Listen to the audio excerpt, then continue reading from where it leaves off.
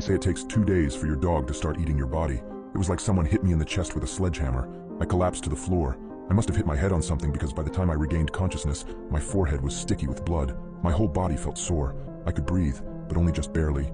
I was down in the basement cleaning that row of shelves that I had been putting off, so I doubt my neighbors heard me falling. The only thing that was home, and would be until the next morning, was my boyfriend's stupid dog, Cooper.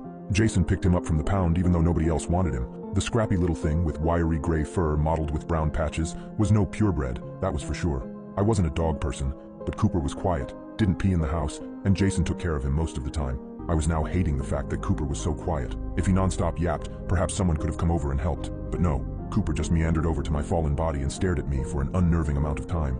He didn't do anything. He just stood there, staring. I tried to make my mouth work, tell him to go get help, but all I could do was make this dull, gurgling sound. My tongue felt thick and unusable, and all Cooper did was stand there and stare. He finally approached me, sniffing my head and whimpering ever so quietly. His warm tongue lapped against my bleeding head, which stung at first, but it did feel better after a few licks. After he'd cleaned up the blood, he backed up, nuzzled at my neck, and whined again. I wanted to beg that dog to start howling, making a bunch of noise, and somehow alert our neighbors that I was in trouble, but I couldn't do anything. I just had this scrappy little mutt to cuddle me as I lay there.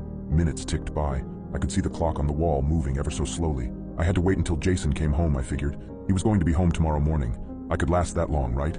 I didn't feel like I was getting worse. I just had to wait it out. I could do this. I could live long enough for this. What I didn't count on was Cooper's lunchtime.